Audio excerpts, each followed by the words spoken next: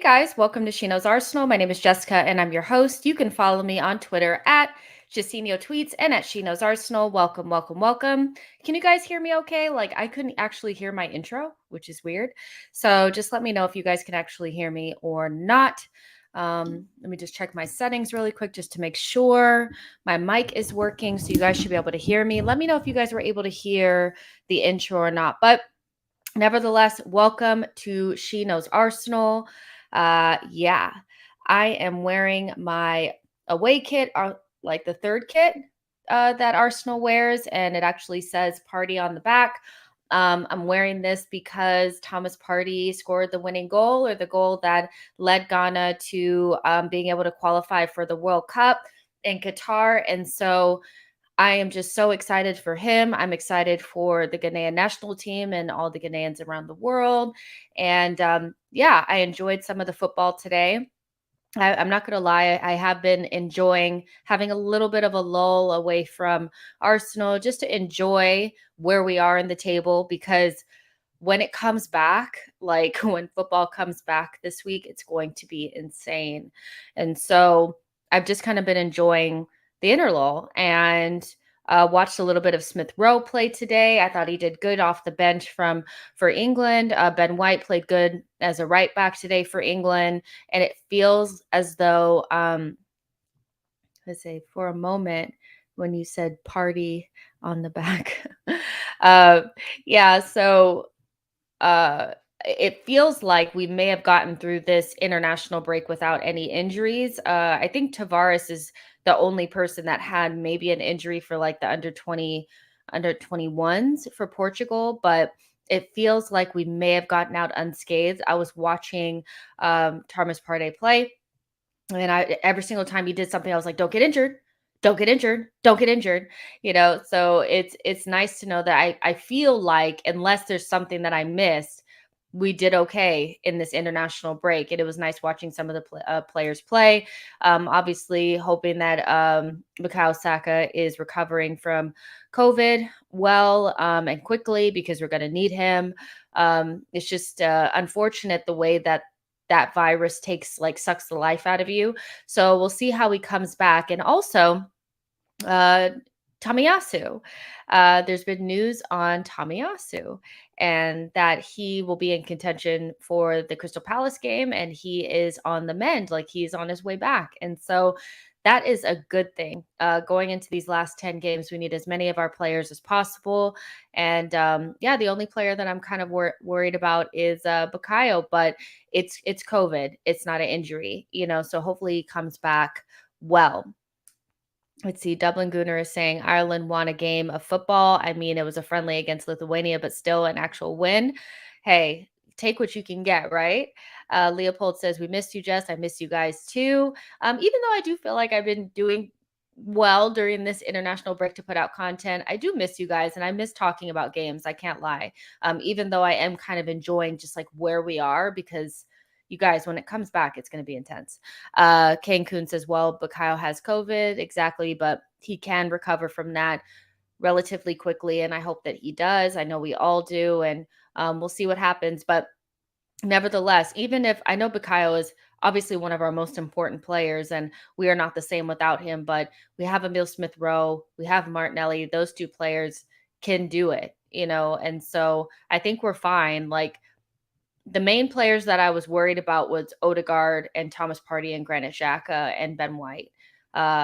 Those are the players that really were worrying me, like not in terms of like, oh, I was watching them play and I thought, anything was going wrong, but we don't have anybody to really replace any of those players. So I was happy to see that they got out without getting any injuries. Matt G says, good to see ESR get some minutes. Yeah, exactly. And like just a little jog, nothing too stressful. I loved it. I don't need to see like them get all injured and kicked to death on international break. I just don't want to see it. None of us do. Jack Barnes says, COVID isn't a rest per se for Saka. Floored me. But I'm glad he's not playing top level football. Hopefully will be good for his tired legs. I mean, that is a way to think about it, is it gives him an opportunity to maybe rest his legs. So that is a way to kind of spin it so it doesn't seem so bad. I just hope he gets well soon. Jasper says, finally finished my school. Excited to watch some Teddyball soon.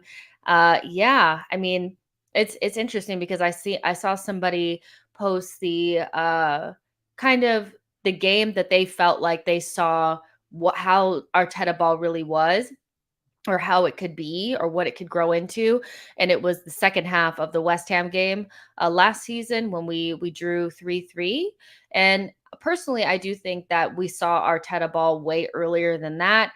Obviously, it was with a different group of players. It was with Ainsley Maitland-Niles and Pepe and Aubameyang, Lacazette, Ozil when Arteta first came in. Like, I remember seeing Arteta ball or feeling like what I'm looking at now is what I was looking at early, back then, when we played against Manchester United and we played against Chelsea when Arteta first came in. The difference is that those players weren't as committed, I don't think, and we didn't have the defensive solidity, so we had to kind of go back and deal with the defense and then start over. But I definitely saw what I'm watching now, like then. But yeah, the West Ham game was definitely probably the hallmark of this particular team starting to play Arteta football or Arteta ball. Matt G says, I need us to get top 4 as it's the only way I can justify getting that black and gold away shirt I needed in my life. I'm so excited about that shirt, you guys. Like, it just goes straight into my wardrobe as is. VNNXYZ14. I get like, you put in like 12 comments before the video even started, and I get what you're saying, but like, when we do these videos, we're not saying we're going to get these players. I'm not a journalist. I'm not spouting fake information about knowing anything about what the club is doing in terms of transfers. What we're doing is looking at profiles of players in regards to the position that we're looking at. And that's pretty much it. It's a fun show. It's not meant to spread false information or whatever. I'm not saying that we're going to get Fabian Ruiz. I'm not saying that at all. But yeah, damn Skippy, we're going to talk about him and talk about him as if he's going to come to Arsenal, because that's the name of the game and that's my job. So if you don't like this type of content, you can kindly go watch something else. I'm not going to change the way I do my content because you don't like having to hear about players that you don't think are going to come to Arsenal or whatever, so sorry, not sorry. BX Gunner says the V droid needs to wake up and realize that it isn't Arsenal of the past years. So yeah, let's do this. So we're talking about central midfield today, and specifically left-sided central midfield. So the Xhaka position, that's what we're talking about today. And so just to start off, let's talk about what we think this position requires. Let me just move this here. Basically, this player needs to have the ability to play deeper in a pivot next to Thomas Partey, and in a more advanced role as well. So when you see Xhaka playing this role, now that we've it's shifted a little bit. It's not just the double pivot. He's also playing a little bit further forward in like a 4-3-3 or a 4-1-4-1. That player needs to be able to give us something going forward: goals, assists, the ability to play in the left half space, things like that. They also have to be able to win duels. So I think the player playing in this particular position cannot just be a attacking player. They have to also be able to, be combative in midfield, which Xhaka does a good job at doing that. They also have to be able to progress the ball by passing or carrying. And so with Xhaka, we know that he is a great passer, but he can't really carry through his dribbling, so that's something that we probably need to update. And positional awareness and footballing IQ. This player needs to be smart, because you can't switch in between, playing as almost like an 8/10 and then move into a double pivot and also be able to play in a low block and keep your positional awareness and stuff like that. So this player also needs to be quite intelligent. And so I think something else I would like to see is maybe somebody with the ability to use more than one foot as well. I think Xhaka's two-footedness kind of holds us back, or one-footedness holds us back. And so that's what I think this position requires. But do you guys are you guys looking for anything specific in this position? Um besides this, or is this good to you guys? Because this is what I pulled out, but maybe you think that you're looking for something else. Dublin Gooner says, "You damn Skippy." Exactly. Like you guys know we're having fun. It's just fun, it's not that serious. Nobody's saying that they're coming, you know what I'm saying? So all right, let's move on. Jack Barnes says, "I think you've hit the nail on the head." This is what I think this position needs. So let's go to the next one. So, like I said, Xhaka, he he can play in that deeper pivot next to Party, but he's not really thriving in that advanced role, right? Like when he's receiving the ball in those positions, if it's a crowded area, he kind of tends to uh, he can't get his legs out from underneath him. He can't move quickly. I think his brain is moving quicker than his feet. And so we need somebody that can kind of give us more in that advanced role when we're going forward. They have to be able to win duels. He can do that and has to be able to progress the ball by passing or carrying. We know that he's not a very good ball carrier. So those are the things that Xhaka really lacks. And so I just want to look a little bit closer at Granit before we move on from this particular part. So let's see. Yep, there he is, Mr. Granit. I'm not gonna lie, you guys, he's grown on me quite a bit this season. I did go through a moment of like, oh my gosh, I can't stand him. Obviously, when he got the red card against Liverpool. But since then, he's really grown on me, and I think he's been playing quite well. So when I say that this is we need to upgrade on this position, I'm not even saying that Granit is not doing a good job. It's just he's limited in what he can offer us in that position. And so we do need to take us to the next level. We do need to upgrade on it, but that doesn't mean that Granit's not doing the absolute best job that he can. And he is kind of playing out of position. But what I do love is that Arteta has taken that away from him, because I think Thomas Partey is more than good enough and has the passing range and the ability and the vision and the positional awareness and everything to play by himself deepest in that pivot. We don't actually need Xhaka dictating play, and so he's almost become redundant in this position. And so you can just see that the team is kind of moving beyond him, right? Oh, no. Yeah, the team is kind of moving beyond him, and there's nothing wrong with that. So Xhaka, I mean, he's here's the thing is for Arsenal, he has one assist. One assist. That's what he has for us. So it's one of those where it's like, okay, can we get a little bit more out of that position with so Lacazette is playing center forward slash like almost like a 10 or a false nine. And he has like 8 assists this season.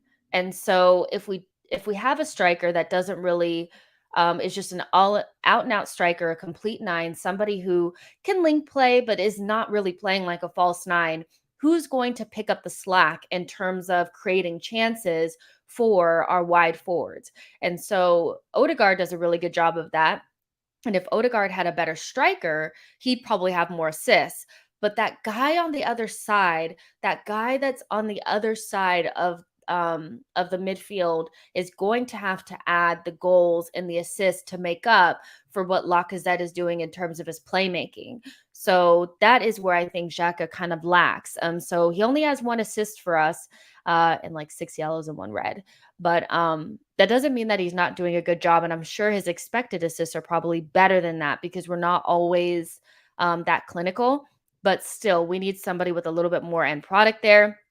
I thought that this was kind of funny that it said Granit Xhaka, like his strengths are holding on to the ball, his through balls. We know he's a good passer, strong crossing, strong direct free kicks. Uh, Weaknesses, discipline, very weak, very weak. I thought that was kind of funny. So yeah, like we know what Granit Xhaka is, we know what we need, and so we just need to figure out how to improve upon that. Um, let's see. All right. And I just want to show you guys one more thing before we move off of Granit Xhaka. So just want to look at his heat map really quick and just kind of where he operates on the pitch. Um, he does a lot of work. And this is why as much as I feel like we need to improve upon Granit Xhaka, I do think that it's going to be difficult to just replace him. I don't think there's a lot of players out there that can play this role better than Granit. How do I say this? It's such a multidimensional role that I think that like you could bring in a Tielemans and he'd be better offensively, but then you lack the stuff defensively and the positional awareness. So there's I don't think Granit Xhaka is that easy to replace. That being said, we do need to move on. So this is his heat map. He does a lot of work. Obviously, he does some of the dropping in behind Kieran Tierney. I'm not sure how this role is going to evolve if we do end up getting a striker that's a little bit better um in terms of getting on the end of crosses. Does Kieran Tierney start to bomb on again when Tomiyasu comes back? If Tierney starts bombing on again, are we still going to see the left-sided center mid covering for the left back? Because if we do, that person that we bring in has got to be smart. They cannot be unreliable in terms of filling into that position. And I think because Granit is kind of like a left-sided central midfielder, but he can also play kind of like a left back / left center back, he does a really good job there. So this position is not easy to fill. And as we become more of an attacking force, I don't think you're going to see that left-sided center midfielder having to drop as much. But if they do, it can't be Tielemans. You hear what I'm saying? Like it cannot be somebody like that you just cannot rely upon at all. So that's why I didn't even include him. Okay. So this is his heat map it's everywhere, right? And so he does a lot of work, but ultimately we know what we're looking for in that position. All right. So let's add this back. And so before we get off of the whole Granit Xhaka thing, I do have to ask you guys, if you think that about Granit Xhaka staying for depth. So I've in several group chats that I've been in over the last couple of weeks, we've been having this debate around Granit Xhaka. Does he actually move on this summer? Because the only team that he's been linked to so far is Roma. And we know how Roma is in terms of buying our players or buying players, in general from Arsenal. Like, I don't know. They just don't seem to ever be willing to spend the money on our players, right? So are we against maybe like let's say we're going to upgrade on Granit Xhaka, we're going to bring in another midfielder. Would you guys be opposed to Granit Xhaka being a depth midfielder, or is he such a strong character that we need to move away from him because maybe he's not somebody that can play a depth role? This is somebody that just got his 99th cap for Switzerland. So he's one of those that plays like every single game for them. When he plays for us, he plays every single game. I have a hard time seeing him as a depth player, but I have been in group chats where people felt as though maybe he would be nice to keep around. I kind of feel the opposite. I think he's got to go. But what do you guys think in terms of ideally when you're squad building, you want your starters, your good starters, you want to upgrade on them and then them fall to the bench. But is Granit Xhaka, does he fall in that category for you guys?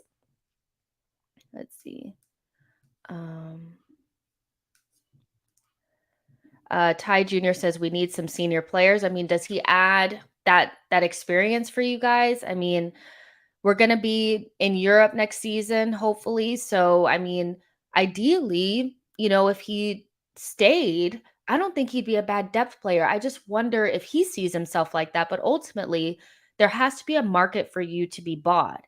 And it all depends on if there's somebody willing to pay what he's worth. I don't think Arsenal / Arteta are desperate to get Granit Xhaka out. I don't think they are. Not so much where he's worth 20 million and we're willing to just give him away. Abhishek says we need to buy 2 central midfielders, 1 CM, 1 right back, which will cost 150, 200 million. Xhaka replacement will cost money. Keep him for this season. Julian says I'd love to keep him if he'd be down, but I'm not sure he would be. He's a big personality. Liam says we definitely need him for Europe. I mean, is he somebody that okay, so let's think about it this way. Like, does he need to be start for Switzerland? I don't think so. So even in terms of like, oh, it's a World Cup year, you want to make sure you keep your spot. He's the captain of Switzerland, regardless, he's gonna play. So I don't think he has to worry about that. But if I'm just thinking about it like squad building wise, I would say like, okay, you could probably keep him and it'd be fine. But I'm not sure if he'd go for that. But who's going to buy him? Who's going to buy him for what he's worth?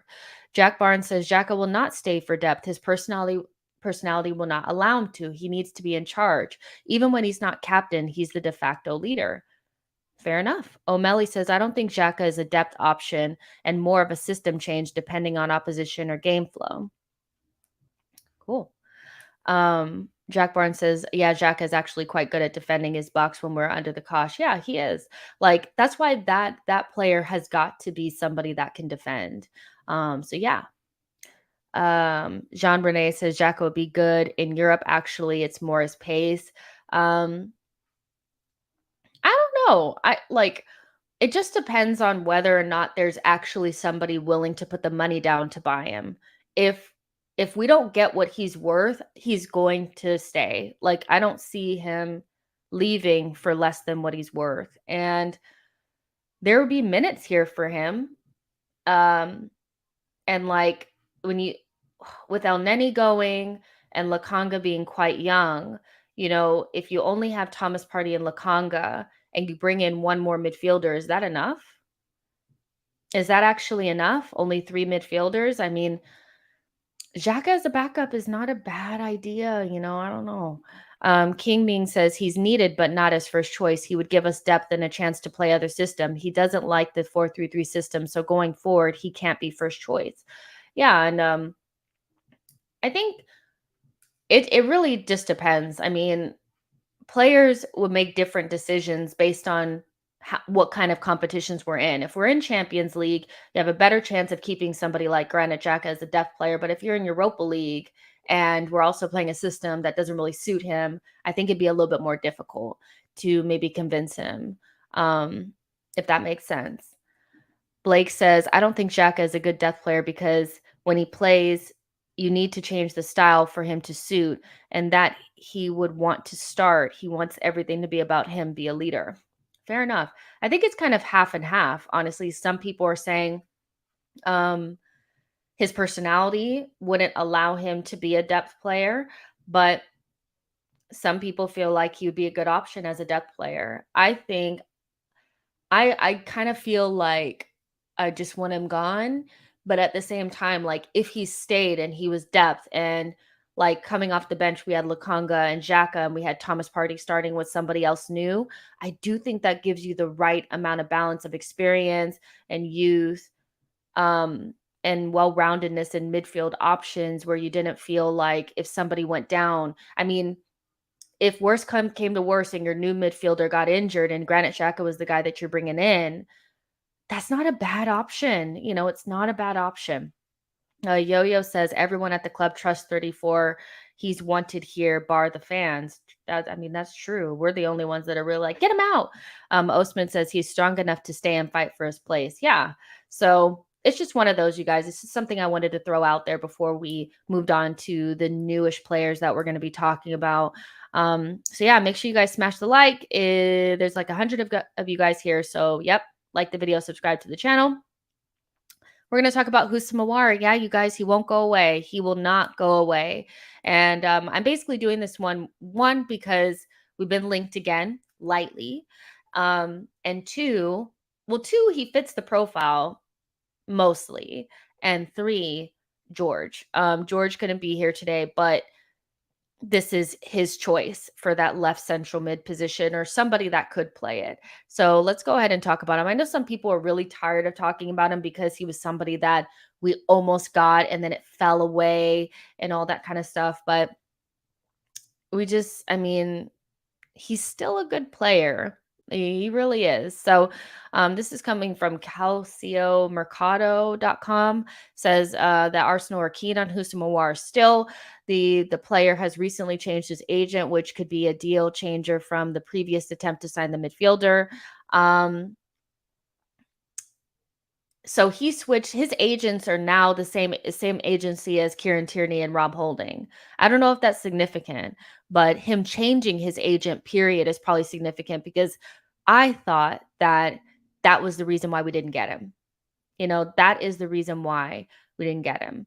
So and it was just such a weird summer because personally for me, of course, I felt like Thomas Partey was the more important player to bring in, but not having a single creative player in the team last season before Emile Smith Rowe came in really hurt us badly.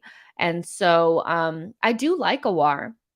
I wonder about his mentality. I do think there's an element of like, well, I want to be only at a team that plays Champions League. That's fine, but you kind of want somebody that's just desperate to be at Arsenal. You know what I mean? Especially in the period that we're in right now. So I wonder about those things. Rate the player. I do. I can't lie.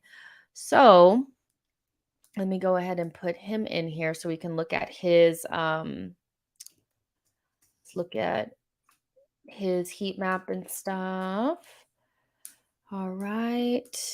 And I'm actually going to pull up his information here as well. All right. So Aouar, we know the guy. We know him. 23 years old, French international, plays for Lyon, and has this season 5 goals and 3 assists. So not a really productive season for him in terms of numbers wise. He's made 34 appearances, but to my knowledge, he hasn't been starting as much. And if you've been watching Lyon over like the last 5 years, like they are a manufacturer of really good midfield talent. And they also recruit quite well. So they have Paquetá. Obviously, they just sold Bruno Guimaraes to Newcastle. They have Cacaret. So it's one of those where it's kind of like, I think his time to move almost kind of passed him by, and they're at the next guys that they're working on, and he's just kind of still there. We know Houssem Aouar has wanted to leave, and he wants that move, but his numbers in terms of like what he gives you in goals and assists kind of fail to impress. But he is a midfielder, so it's kind of like, well, you have to take the rough with the smooth there. Like maybe you're not going to get 10 goals from him or 7, 8, 9 goals from him. Maybe you only get 3 to 5. But what does he add on the ball that you don't have now with Granit Xhaka? So basically his heat map shows him in very similar positions as Granit Xhaka, more closer to the touchline, a lot in kind of like this left mid area. I wouldn't necessarily call this like the half space, but a lot of midfielding. Like Houssem Aouar is not like a left winger. He's definitely a left midfielder. In my mind, like that's what I see him as. Like he's not really like he can beat a man, but he's a midfielder. And so obviously this shows that he can play defensive midfielder. He has played in a pivot before, but let's just make sure that we caveat that by saying he's played in a double pivot in Ligue 1. That's much different, in my opinion, than playing in a double pivot in the Premier League, but he can do it. He just plays regular midfield and then left side of a 3, and he can also play left wing, but again, it's not really left wing like the way that Martinelli plays it. It's more of a playmaker role when he plays it. He's also played number 10. So he's another one that can kind of play all the positions, but his best position for me is left side of a 3, which is the position that we're ultimately looking at here. All right, let's pull up. Let's pull up his stats. This is Granite stats. Awesome. All right. All right, so let's go again versus midfielders here and see where okay. So lots of green bars. You know how I feel about my green bars. So progressive passes, it's not very good, right? That's 4 that he attempts per no, these are the actual successful ones. So 4 per game, 50 at 52, the 52nd percentile. Passes attempted, it's like about 50, but his pass completion is 86%. His progressive carries, like, so basically what this kind of shows me is that he's not like an amazing passer. He does, I mean, obviously he passes. Like versus other midfielders, he does try to pass, but where he really thrives is in his progressive carrying of the ball. His progressive carries are outstanding. He has about 7, almost 7 per 90 and the 94th percentile, and that's versus most midfielders. Dribbles completed almost 3 per 90 at the 99th percentile. Touches in the attacking penalty box. So I think this is important. So this is a midfielder that gets into the box. Whether or not he's like super successful, we'll see later on.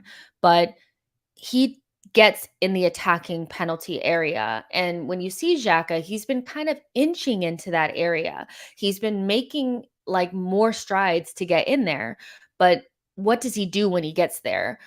So he gets about almost 5 touches in the attacking penalty area in the 99th percentile and progressive passes received. So Odie gets a lot of the progressive passes that are passed to him from Thomas Partey. So Houssam Aouar is also somebody that could receive those passes in the attacking penalty area or just in the final third. And that's 6.7 per 90 in the 99th percentile. So I mean he's very active attacking wise, and he can dribble and keep the ball. He's very reliable on the ball. He's somebody that doesn't really get the ball taken off of him, and I think that that's important. You don't want somebody with a high turnover rate, and last time I checked, like, he's one of the most reliable on the ball midfielders in Europe, if that makes sense. So shot creating actions. So we're talking about what does he do when he get into the attacking penalty area in the final third? Is he successful? Shot creating actions 3.5 per 90 in the 96th percentile. Expected assists 0.2 in the 98th percentile. Non-penalty XG plus XA 0.5 in the 99th percentile. I mean, shots, he gets almost 3 shots or 2.7 shots per 90. That's a lot for a midfielder, 99th percentile. Non-penalty XG, 0.36, 99th percentile. So this is an attacking midfielder. Like, this is somebody that's going to get in the final third and make things happen. And so that is something that we're looking for. And it does kind of hit that that need for somebody that can kind of play a little bit deeper, but also be useful in the final third.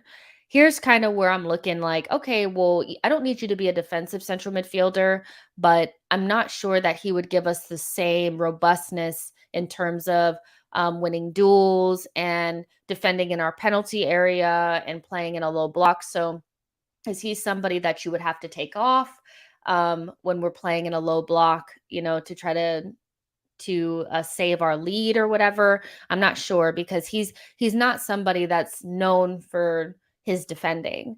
And he's not small, but he's not big either. So that's something to take into consideration. And I always like to look at what the similar players are here to just kind of get a gist of what kind of player he probably is. Hamad Traore, which is Ahmad Traore's brother, I think, is his number one comp. Leroy Sané, Serge Gnabry, sorry, Mason Mount, and Phil Foden. So that kind of fits in the profile that we're probably looking for.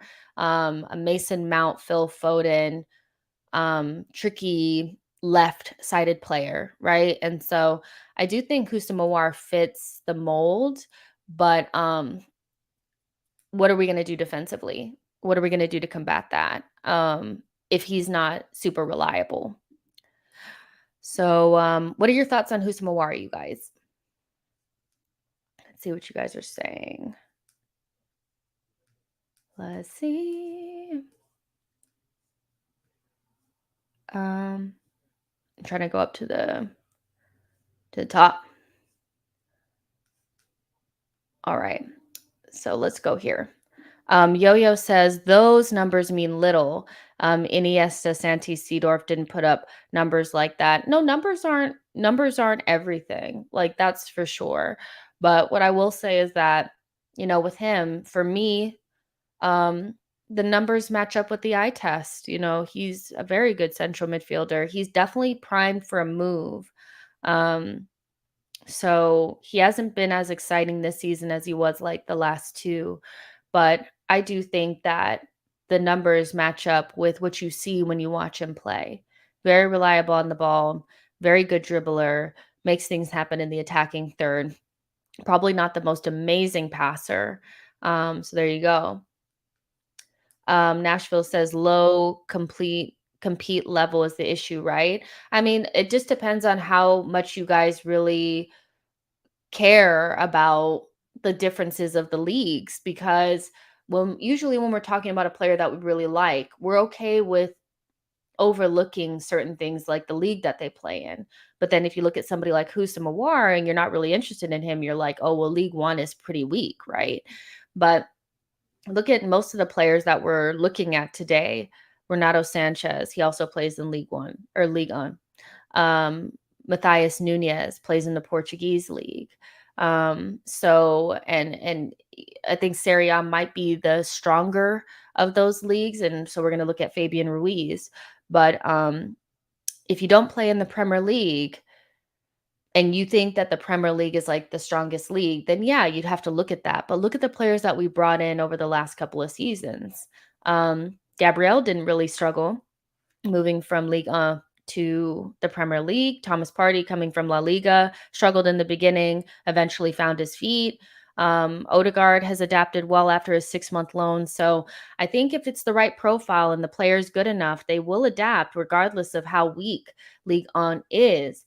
And Ligue 1 is one of the best leagues to find talent. So it depends on how you think about it.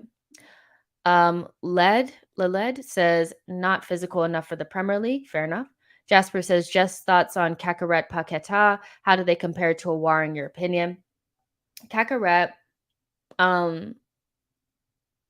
interesting. I think he's a really good player, but I think he's somebody that probably should stay there a little longer. Paqueta is different. I think he could very well end up in the Premier League and very well end up at Newcastle. I could see him at Newcastle and following Bruno Guimaraes there as they chase the Premier League title in the next couple of years. I mean, I think Paqueta is amazing. He's transitioning more into a 10 lately / false 9. So I'm not sure that he really fits this for us, because he's not, for me, playing as a central midfielder anymore. He's not in an as deep of a role, but he's another one of those typical Lyon central midfield type attacking mid players that can kind of pop around because they're so technically good that it doesn't really matter.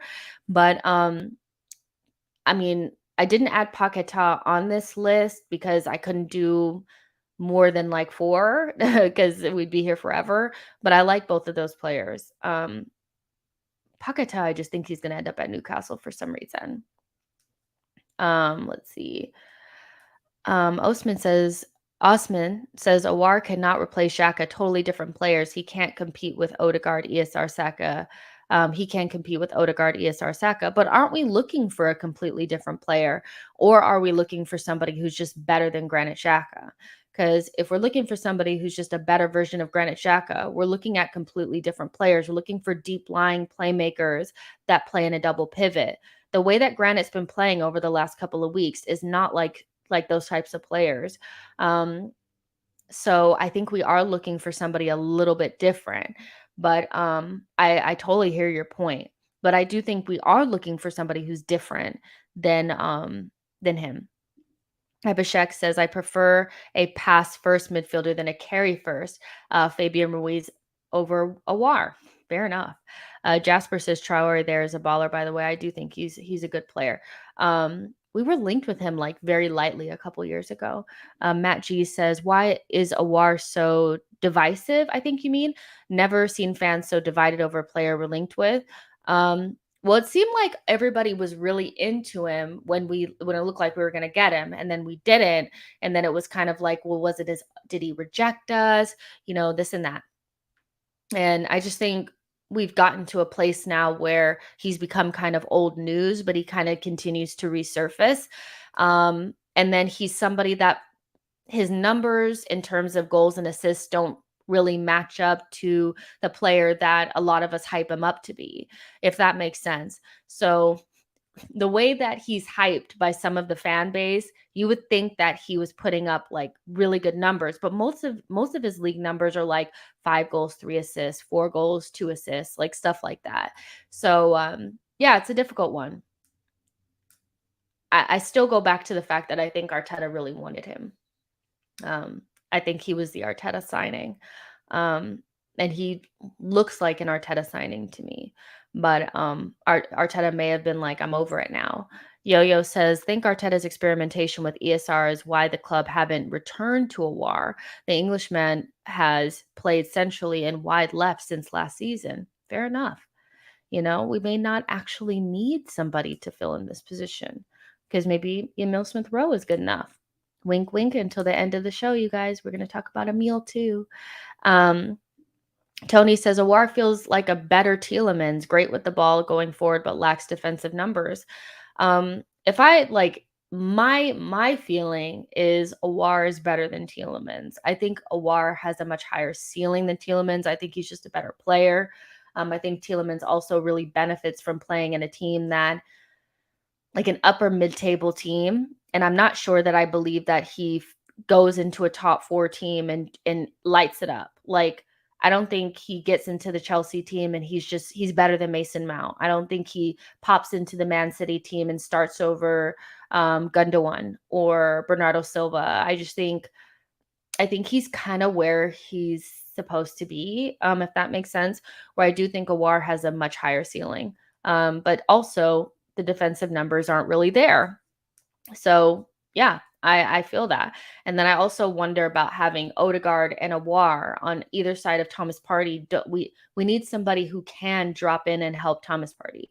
So there you go. But if Arteta's thinking that we're going to be a much more attacking team next season and we're not going to need somebody really dropping in as much, he may be willing to take on the risk of having somebody with less defensive ability but more going attack, because somebody who can do both is going to be very expensive at a high level. Somebody that can do both of those roles at a high level is going to be very expensive. That's why I didn't put Jude Bellingham on the list. Jude Bellingham is actually perfect for this. Like, if we're looking for somebody who can drop into the double pivot, but also attack the left half space, gets a lot of touches in the attacking penalty area, is robust enough to defend, has a little bit of size on him.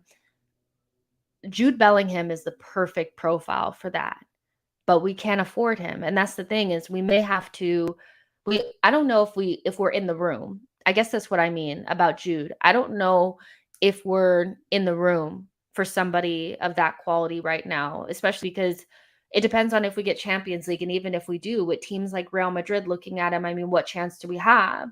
So when I look at it, I just think he would be perfect, but if you can't afford that guy and everybody that you look at kind of is a little bit more is a little bit better on one side or the other, would you rather have somebody that's better in the advanced areas or somebody that's more reliable in defense?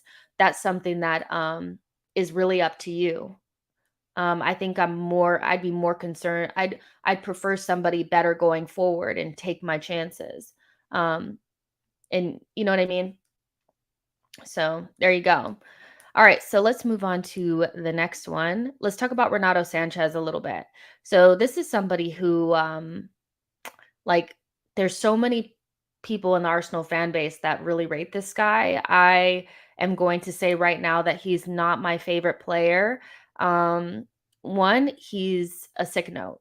He's constantly injured, and he's just, to me, so a compilation player. He's somebody that looks really good on compilations, but when I watch him play for Leo, I just think, what is he actually doing? Um, so it's one of those where I'm just like, okay, like, why are we so obsessed with this guy? I don't get it. But we'll look at him anyway. You know, some people are convinced that this is the guy that needs to be playing on the left for us. Newsflash, he's also more of a right-sided player. So I'm not sure how that's actually going to work. So here we go. Let's add this. And let's look at this first since we're on it. Renato Sanches. He's another one that doesn't really score a lot of goals or get a lot of assists either. So in League 1, he has 1 goal and 5 assists. So that's all right. You know, that's not amazing, but it's also not like the worst thing I've ever seen. So let's go against midfielders instead of like attacking wingers. Yeah. So similar to Houssem Aouar, he has the expected assists and so his team is probably not finishing off all the chances, right? Um Non-penalty goals and assists is 0.24, 83rd percentile, shot creating actions, almost 4 per game, 97th percentile, 0.3 assists, 99th percentile. So attacking wise, he has something there. He's better in the passing than Houssem Aouar. That's one thing I will give him. His progressive passes are in the 94th percentile at 6.5 per 90. Progressive carries, which is also one of his best qualities, is his ability to keep the ball and progress up the pitch, almost 7 per 90 in the 93rd percentile. Dribbles completed, 2.7, 99th percentile. He's up there with Houssem Aouar on that. Less touches in the attacking penalty area than Houssem Aouar. You keep that in mind, but progressive passes received, over 3 per game in the 86th percentile. And then very similarly to Houssem Aouar, there's not much going on defensively. He's not somebody that I can truly see dropping into a double pivot next to Thomas Partey. I think he's a third midfielder in a 3. So like if you were building a midfield 3 that was a little bit more of a combative midfield 3, you could do something like Granit on the left, Thomas in the middle, and him on the right. Like I think he's the third guy, if that makes sense. Like he's not somebody you're going to drop into your pivot. He's not, he's just not that guy. He adds something extra, but I don't think he has the foundations to be somebody that you start day in and day out. He just feels like that third midfielder that you just add on. And you switch out based on what you need, if that makes sense. So yeah, he's better at the progressive passing than Houssem Aouar, but he has some really big things against him. And the biggest one for me is his injury record. The guy can't stay fit. And that's why, even though you'd probably be able to get him for 20 million from Lille, that is around the price that's being quoted. I just don't see him coming to the Premier League and not breaking in half. And so is it really worth it? Players that he's similar to, Luka Modric, Barella, I don't know, this guy, Yassine Adli, Rodrigo De Paul. So yeah, kind of like a right midfielder. That's pretty much like what he is. And that's what really just I don't really understand is just he doesn't play on the side that we need him to be playing on. And so, like, what's the point? So this kind of shows that here. Actually, let me go lead one. So he's kind of on like in the center and then just kind of like everywhere. And so I'm not sure that that's really what we need. I think we need somebody that really plays in that left area. He does take a lot of their set pieces if you care about that. But mostly um he's a right-sided player from what I know. Um and so, yeah, they say that he can play DM, central midfield, attacking midfield, and right midfield. Um, so he's just one of those guys, but he keeps coming up. I don't know why the Arsenal fan base like him so much, but I feel like it's because he's a compilation player. He looks really, really, really good on compilations, which is not really like the standard, right? And so Tuto Sport, it doesn't matter. It may not be reliable. Says Arsenal, Atletico, and Juventus want Renato Sanches. I think he's going to end up in Italy. I think he'll end up at AC Milan. He's just somebody that people really like. So thoughts on Renato Sanches? Um, Keep my hat leaning says the heat map is not good in my opinion. It's also to do with what players he plays with.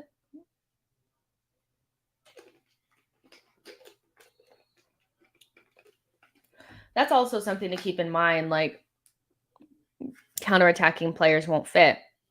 Is he somebody that can only play in a counterattacking team? Because we're not really a counterattacking team like that. So kind of similarly to Pepe, if Lille is still that team, do they really will that player suit our style? You know, Ty Jr. says, say what you want about Xhaka, but he's shown fight over the years and you can't buy that mentality. Fair enough. Rix B says, it's a bit of a shout, but we should try and get Bellingham, you guys. I can't even, just watching him today against the Ivory Coast, I thought, wow, like he really is exactly what we need in that position. But I just can't see us getting him. I really can't. Yo-Yo says Arteta flirted with the single pivot all season, but returns to safety of a double pivot. I hope he transformed the midfield this summer. I mean, that could be due to who we bring in. If we bring in somebody who is better in those attacking areas, and we also are more of an attacking team, like if we can put those chances away, then and we're constantly on the attack and we can keep recycling and sustaining pressure, then you don't have to worry so much about needing to drop into that double pivot. I think a lot of us having to go into a defensive shape has to do with us not putting away our chances early. And we end up having to go into more of a defensive shape in order to keep our leads. So it depends. I do think that we'll become more attacking as time goes on. Blake says Renato Sanches wouldn't be a good fit for Arsenal, and that he suits a counterattacking team. He doesn't really do much at Lille. He's so overrated, like Declan Rice. Ooh. He was at Prem before and failed. I kind of agree with the. I don't see what he does when I'm actually watch him play. I just think he's just okay. You know what I mean? So yeah. Liverpool will get Bellingham. I mean, there's so many good midfielders. Like, there's so much more value in the midfield market than in the striker market. So if you can't get Bellingham or Declan Rice, who are like the top two midfielders, I guess, that you could get at this point, there's probably a couple of others, the Chouameni, then there's still quality out there. You just have to look. So I'm not that worried. Like, okay, if Liverpool gets Bellingham, good for you, but there's still other players out there.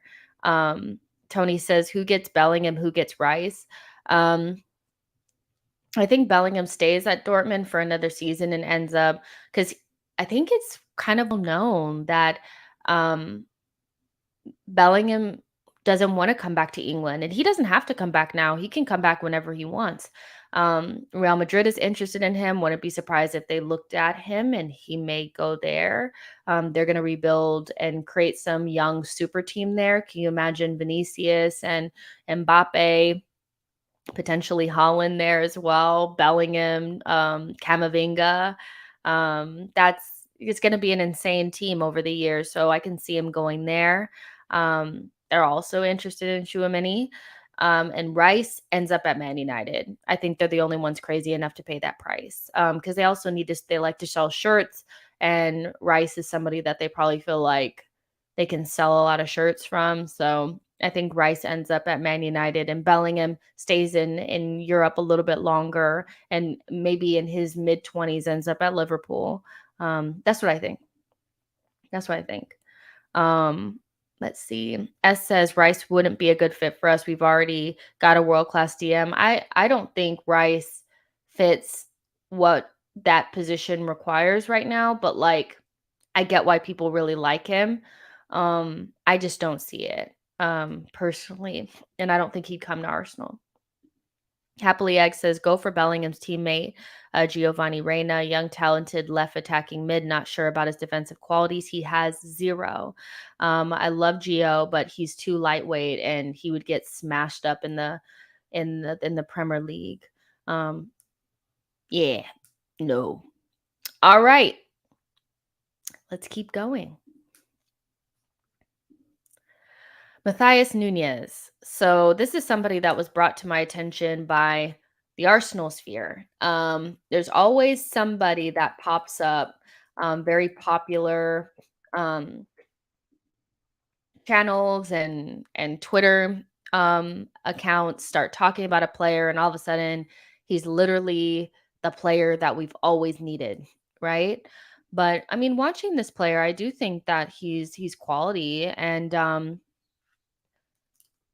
I don't know if we're looking at him at all.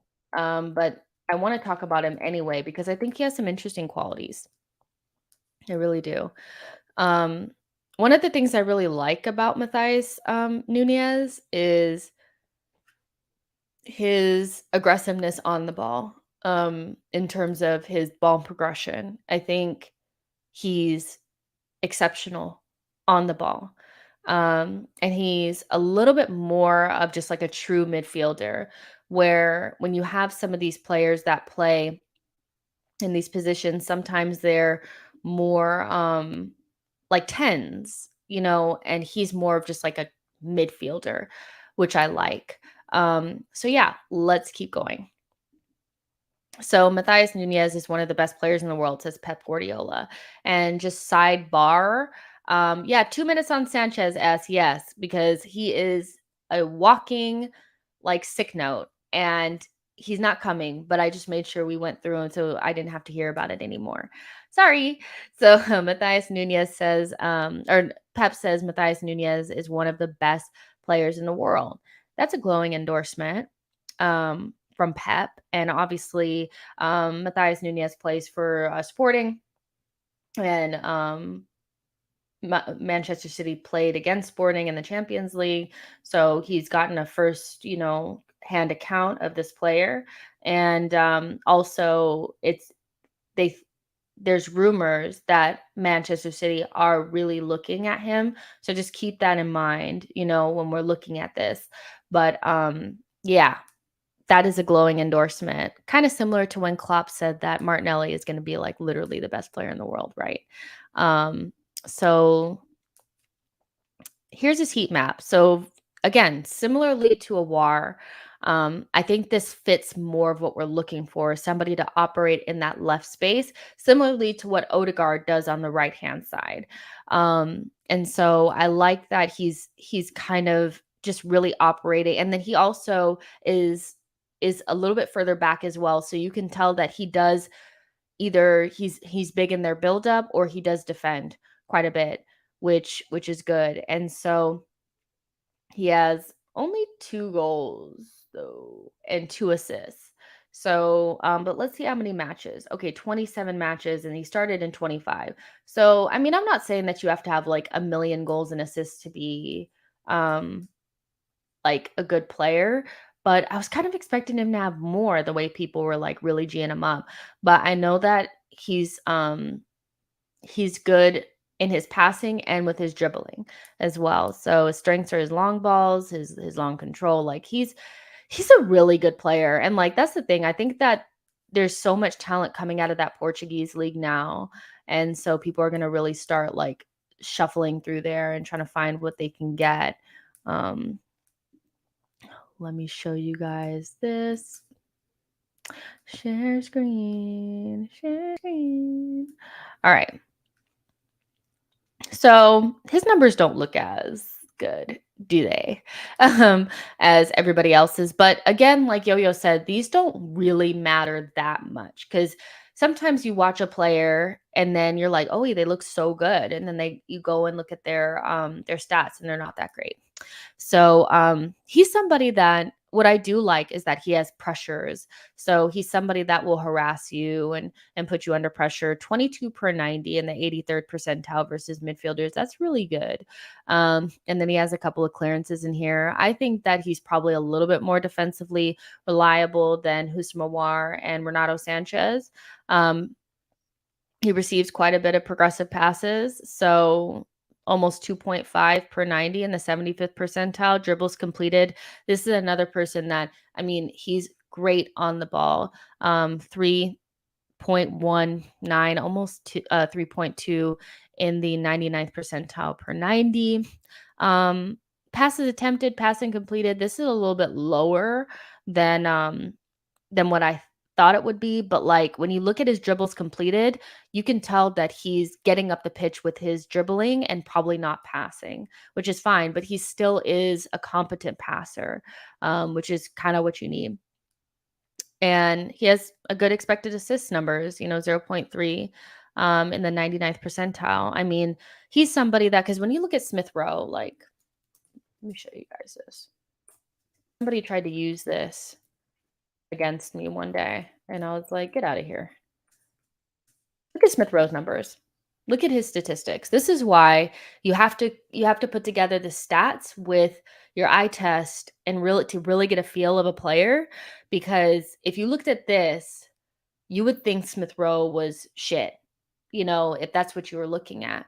But we know what Smith Rowe is all about, right? And so this doesn't even really look like him on paper. So I would just say just keep this, because I think out of Aouar, Renato Sanches, and Matheus Nunes, I would say that he looks more like the type of player that we need in that position, but his statistics don't really look as good. So just keep that in mind, really. So yeah, this is a player that just was brought to me like not too long ago. And if City is looking at you and if Pep is endorsing you, then you're very good. And one thing I will say is that it is a tiny sample size as well. But something else is that he does lose the ball a lot. That was the one thing that stood out to me, was that he's not that reliable on the ball in terms of like he does a lot of risky things. So it's kind of like risk versus reward. He's somebody that's going to take on people often and he's going to make some mistakes. So you have to kind of be okay with that. And so when I look at something like that, I'm like, okay, well, in Man City's team, you can probably get away with that. But at Arsenal, can you get away with not being reliable on the ball in that position? I'm not sure. So that's just something to keep in mind. But I do like the player. We're not really linked with him, but he is somebody that would fit in that position. So what do you guys think about Matheus Nunes? If you guys haven't seen anything about him or you guys know somebody, let me know. Or if you haven't watched him, let me know. And if you have, let me know. Yeah, and he's 23 years old and like 5'10-ish, 5'11. So, and he's right-footed. So, and Portuguese. So let's see. Led says, bring this guy to the Emirates. His ears are big enough to cover the space alone. Damn. Cold. Boom. Roasted. Don One says, Pep only says that so other clubs will buy them and waste their money. Cold. Okay, Jack Barnes says Pep in press conferences talks complete and utter shite. S says I've never seen him play. I'm off to watch some comps. Yeah, go ahead and watch some comps and let me know what you think. But also, like, don't leave now. You can watch those later. Tony says I like that he looks much deeper, Xhaka space, but doing different things. Yeah, that's the thing. Is like he is a central midfielder, so he's gonna play a little bit deeper. Aouar also plays a little bit deeper. So we need somebody that can operate in central midfield and is not just like at this point, like with Smith Rowe, he's somebody that could potentially play there, but he hasn't mastered the center of the pitch around the center circle, that area. And that's kind of what we need is somebody who's used to playing on both sides of the pitch, going in those advanced spaces, but also dropping deep and progressing the ball. And Xhaka, he can only progress the ball with his passing. And we need somebody else that can kind of wiggle out of pressure. Because when Xhaka receives the ball sometimes in those areas, if he could just wiggle through, we'd be on. But he kind of has to pass it so it limits our options. And so Matheus Nunes and Aouar in particular can wiggle out of pressure in deep areas of the pitch. And that's definitely something that we need. Yeah, Yo-Yo, he's 33 years old, so not really entering it. Not, I wouldn't say that's entering your prime. That's like before. Jack Barnes says these numbers are from CL only. That makes a lot of sense because FB Ref doesn't get the Portuguese league stats, only the ones from the Champions League. So that is a really good point. So it is a really small sample size, but he is a really good player. He is. Let's see. Let's see. Tony says, can you tweet a good comp video later? Of course. Of course I can. Let's see. Led says, oh yeah, that guy, didn't his agent just use us for a new contract? Who's that? Danilo? Yeah, I don't know anything about Danilo. Yo-Yo says, so is Nunes the Neves alternative?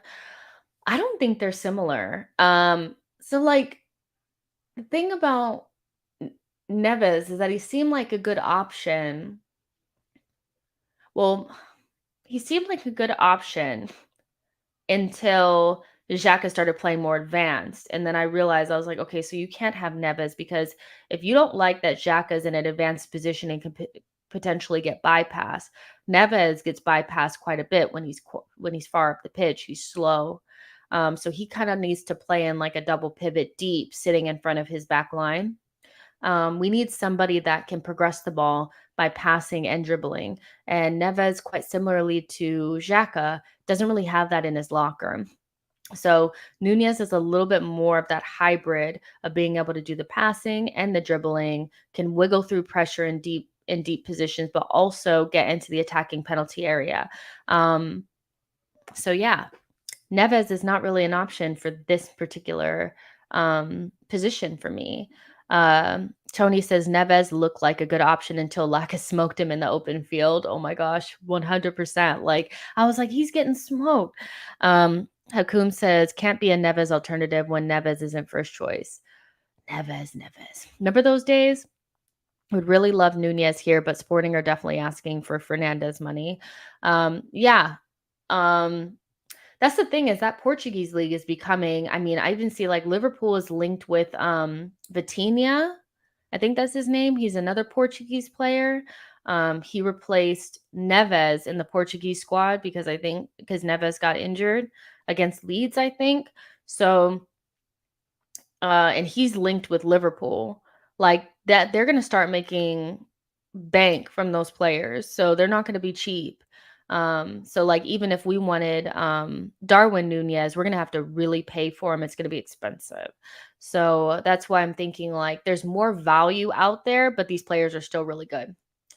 Dewanda said, what about Sambi? So this is not something that I read, but I think this came from The Athletic, and either on the Arscast or Arsenal Vision, they were talking about it. But essentially, Arteta and the coaches see Sambi as the heir apparent to Thomas Partey in that 6 role, not now, but like in the future. And so that makes, to me, the squad building a lot easier because now you don't need to go get another DM. You can just look for somebody that can play as that left 8. So Sambi does have a lot of similar qualities to Thomas Partey, and similarly to Thomas Partey, before Thomas Partey started playing in that position, we didn't think that he could do it. And so I still think that Sambi has a long way to go, but I think his talent is definitely there. And so I think Thomas Partey has at least 3 more seasons with us at the highest level, like being able to play every game. He's only like 29. And so then you can start to Fernandinho him back. And then by then you should have your Rodri. And I guess for like Arteta, that's Sambi. And so we have a couple years. Yeah. Let's see. Hakum says, I kind of want Ruiz from Napoli. He's everything you want from Xhaka and more. He's definitely next on the list. Don One says Sambi ain't ready yet. He needs another season. Yeah, I mean, this is like in the future. And that's why maybe you could keep Xhaka. You keep Xhaka, you have Sambi, and you spend decent money on a left 8 because we need to reinforce the attack. And so I would like to just get one central midfielder instead of having to buy 2 so that you can go and get 2 good strikers or a striker and another attacker, Cody Gakpo. So yeah, there you go. So yeah, let's keep going. Fabian Ruiz. I love this player. I really do, you guys. I can't lie. So the first time I saw him like play was when I think the under 23s for Spain, under 21s for Spain won like the World Cup. And he was on that team with Ceballos, and Dani Olmo was also on that team, I think. And I thought he was so good. I was like, he's such a good player. I like that he's kind of bigger. Like he's also would be slower. But if you're looking for somebody who's closer to Xhaka's profile, like in terms of is also left-footed, can play in that double pivot, does it for Napoli, but also has something about him in the attacking third, this is the player that you want to kind of look at. And we have been linked with him slightly. There's conflicting rumors. There's some that says that he's rejected us, but there's others that kind of say like we're ready to spend whatever it takes to get him and he hasn't made his decision yet. If I was him, I'd also take my time to make my decision because he's currently running his deal down, so it's making him a lot cheaper than he would naturally be, which would open up his places that he could go. But I think if Arsenal get Champions League, he could be somebody that would come in. And this is somebody that really strikes me as an Arteta player because I think footballing IQ wise, the ability to play on both sides, the Xhaka-ness of this guy would appeal to Mikel Arteta. So these are Ruiz's numbers. Let me just move this comment really quick. So, I mean, he's more of a passer, but he can dribble more than Xhaka, if that makes sense. So progressive passes received, almost 3 per 90 at 80th percentile. That's pretty good.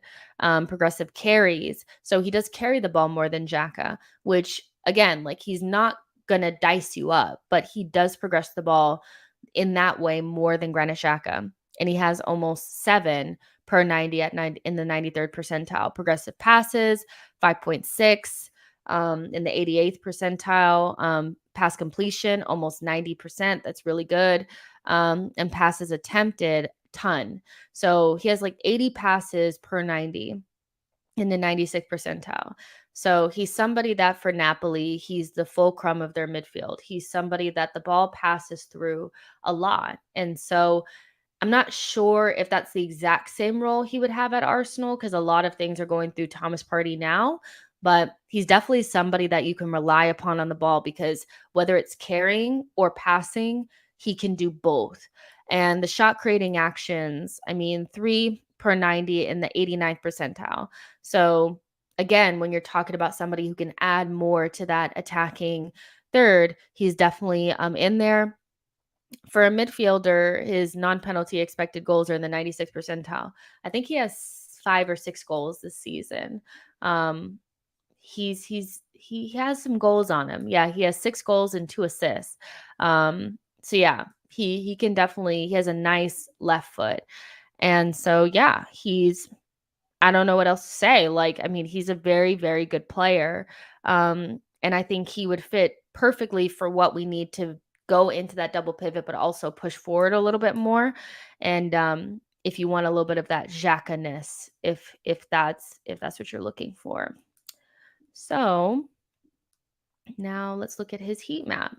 So the interesting thing about Fabian Ruiz is that for Napoli, a lot of times he plays on the right side of the pivot, and he plays almost like Odie does, as an inverted right midfielder, obviously left-footed. So that's why his heat map looks a little bit more on both sides. But he's one of those that if you put him on the left or you put him on the right, he's gonna be able to do a really good job. So obviously his positions: attacking mid, central midfield, left midfield, and DM. So, and preferred foot left. He's taller. He's like 6'1" or 6'2", and he's bigger than Aouar and Renato Sanches. You're getting somebody that I think in the Premier League would not get bullied. His long range playmaking is really, really good. Long balls are good. His tempo control is good. His ability on the ball is good. I mean, he's so, so good. And like, this is why I'm like, he's somebody that is going to wait to see what happens, because he can easily play for Real Madrid. He'd probably looked at by Barcelona. So if there are teams like that out there willing to bring you in, then you do want to wait. But I equally think that this is somebody that we have to kind of keep in our back pocket, like looking at, because and keep letting it know, like be known that we are really interested, because unlike Houssam Aouar and Renato Sanches, I just think he has that all around kind of game on him.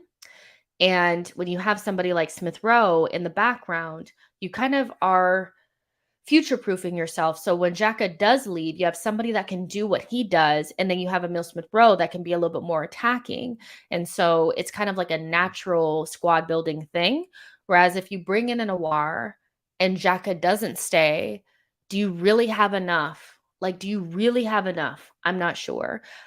He's 25 years old, so he's a little bit on the older side of what we're used to looking at, but he still has years to go. Actually, he'll be 26 in like 3 days, I think. So he's actually closer to 26. But yeah, I rate this player a lot. I know people will be like, well, what about Serie A? Like, can he play in the Premier League? I think so. I think he could play in the Premier League. And if this is the player that Arteta wants, I wouldn't even question it. I think he's that good. Like, I love him. Thoughts on Fabian? You like how I said that, guys? Like how I said that? Yo-Yo says, I like the sound of him more than any other player mentioned in this video. Never noticed him when I watched Napoli, but that maybe because they're a good team. He is somebody that I don't think you really like look at, but it's kind of similar to like, do you really look at Xhaka? Not really. He's one of those players, like he becomes a part of the fabric, and like he allows the attacking players to do their thing. Nashville says it's not a bad signing someone older in the position. They are just keep the position warm for Patino. Fair enough. Let's see. Sasquatch says birthday in 3 days as well. Happy birthday, Fabian. Come join for a party. Yeah, of course. Dave FC says his shooting from deep is insane. It is. I mean, Xhaka pretends like he has Xhaka boom, but we all know it's Xhaka doom, right? It's not really a good shot. He's going to score goals from long range, Fabian. He is. So you add that like 3 or 4 goals a season just from him. Jean Rene says he's definitely rich in Xhaka-ness. I do like the look of him. Higher quality version of Xhaka. Yeah, exactly. Harm van der Wilt says, what about Gravenberch? Ajax left-sided 8. I mean, there's so many players I could have added. The thing about Gravenberch is that I feel like he's going to Bayern Munich, so I didn't even add him in. You know what I mean?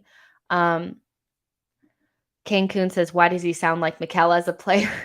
I don't know. Like he's very similar to like what Arteta was doing, like in that 6 role for us.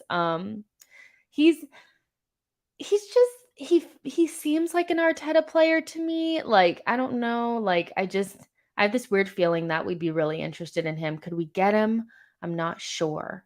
Um, Led says Real and Barca don't need him. Both don't need him, but when does that stop them? Like, when does that stop them from bringing in a player? You know? Um, Tony says 0 red cards, 76th percentile nutmegs. I mean, no red cards. That's a good thing, isn't it? Dave FC says he and Anguissa are excellent together. He and Party would be even better. He has that ability to alternate between a 6 and an 8 as long as he has a good partner. He's very like perfect for the role as is. Like you could just drop him in. Saswat says he's a free agent in 2023, not this summer. He's listed prices 16 million. So that's a part of it, is that he would be a lot more accessible. And like this is a $50 million player. Like we should be having to spend 50 plus. And you're going to pay the wages for this guy. You're not going to come in and bring him in and put him on 50. But that's the thing, is like he's a free agent and Napoli need to cash in on him now.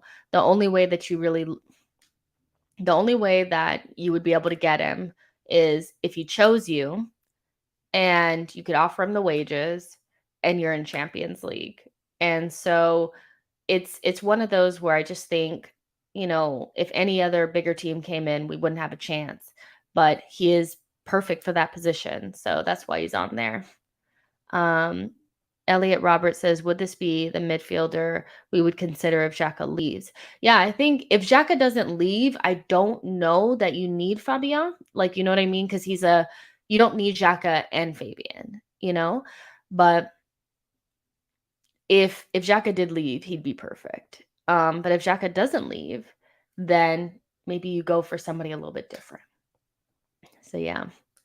Let's see. Cancun says if Naples wants to sell him to the rainy city up north, it should be now, just like Jess said. Yeah, so this is just one of those where I do really like this player. I don't know. He's just perfect for it. So we'll see what happens. But last but not least, let's talk about Emile Smith Rowe. So Emile, I do think, ends up being a left-sided 8. I was watching Squawka did a video, and the thing about Squawka is like they're really good at stats. And I seen one video that they had where they tried to do like regular fan content, and it was so stupid. I just couldn't stick to stats. But this video that they did was really cool because they looked at who should be the new midfielder, and they named out some random dudes based on stats, but then they talked about Emile Smith Rowe and how they compared 2017-18 Fernandinho to Thomas Partey, and 2017-18 David Silva to Odegaard, and then 2017-18 Kevin De Bruyne. Who's going to be that player for us if Arteta is really going for the same midfield? And for me, like it has to be Emile Smith Rowe. I think Smith Rowe definitely is not. He's not a left winger. He's not a forward, but he can play there now. But in the youth setup, he played as a midfielder. And if you watch some of those comps, he just needs to bulk up and build up his physicality and his ability to win duels in midfield. When we go back to this slide, he's not really hitting some of these, right? Like positional awareness, I think he needs to work on that. Has to be able to progress the ball by passing or carrying. Probably needs to work on his passing a little bit. Has to be able to win duels. He's a little soft in the duels, but he has all the capabilities to get to that point. And that's why I think a lot of people think that Emile Smith Rowe can play this position. And I also think that he can play this position in the future. This is why I think it's important to get a left wing, like a left winger that's like that is their position, a goal scoring left winger to allow Martinelli and Emile Smith Rowe to start playing in their natural positions. For me, Martinelli is a number 9.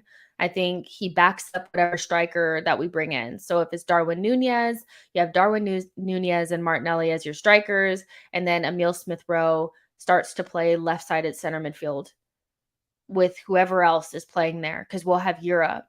And so they start to play those positions. They can also still play in those forward positions, but I think you have to start putting them there so that they can start actually building up the stamina and the muscle memory to actually do it.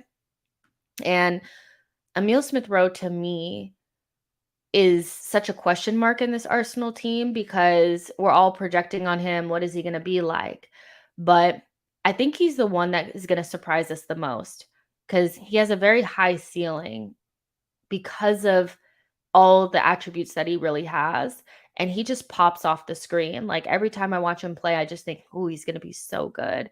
Like once we figure out what his position is and he bulks up a little bit more and builds up that fitness, I think he could be the left-sided center mid in the future or somebody that plays in that position. And we know if Arteta is anything like Pep, we're going to have multiple players playing in that position. So I don't think it's that big of a deal if Smith Rowe starts there or not.